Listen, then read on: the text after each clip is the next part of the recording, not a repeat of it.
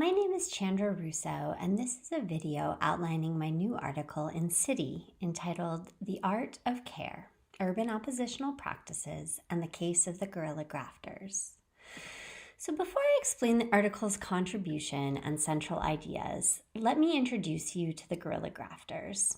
The guerrilla grafters formed in 2010 to surreptitiously graft fruit onto the sterile fruit trees that line San Francisco's city streets. The group remains broadly anonymous, but has captured a fairly impressive decade worth of media attention for its technically illegal work. So, briefly, fruit tree grafting is the process of attaching a young fruit tree branch onto a compatible tree with the goal of producing fruit. Here you see what a successfully grafted tree looks like with its component parts, and you see a guerrilla grafter in action. So, according to their own materials, the guerrilla grafters aim to prove that a culture of care can be cultivated from the ground up, to turn city streets into food forests, and unravel capitalist civilization one branch at a time. My central points of interest for the purposes of this article are investigating this culture of care and an apparent desire to engage in an anti-capitalist urban practice. So, for context and background, the guerrilla grafters align with a range of grassroots interventions, what we can call participatory urbanism, that have emerged to contest decades of urban restructuring under neoliberal capitalism. These efforts include tiny lending libraries, hand-painted bike lanes, homemade street signs, and temporary parks the size of a parking spot, to name but a small set of examples.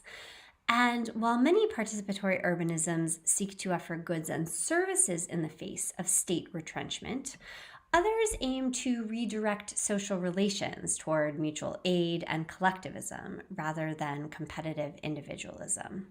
So, what I am trying to do in this article is consider an often unspoken but seemingly evident component of participatory urbanism, and that is that of care.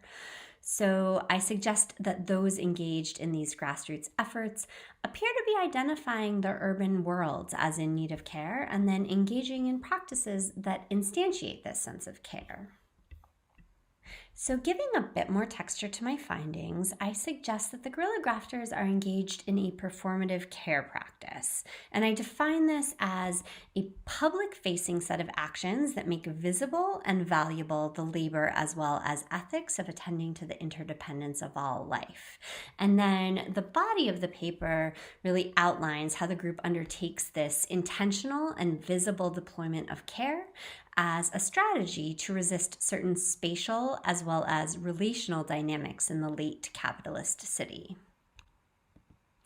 Of course, I'm not suggesting that the guerrilla grafters offer a panacea to world historical dynamics of market transformation, state retrenchment.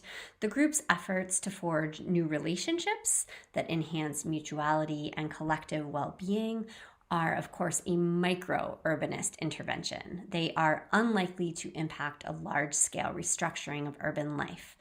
But what I do suggest is that examining participatory urbanism through the lens of care might help us capture important contours to the oppositional strategies emerging under current social, political, as well as ecological conditions.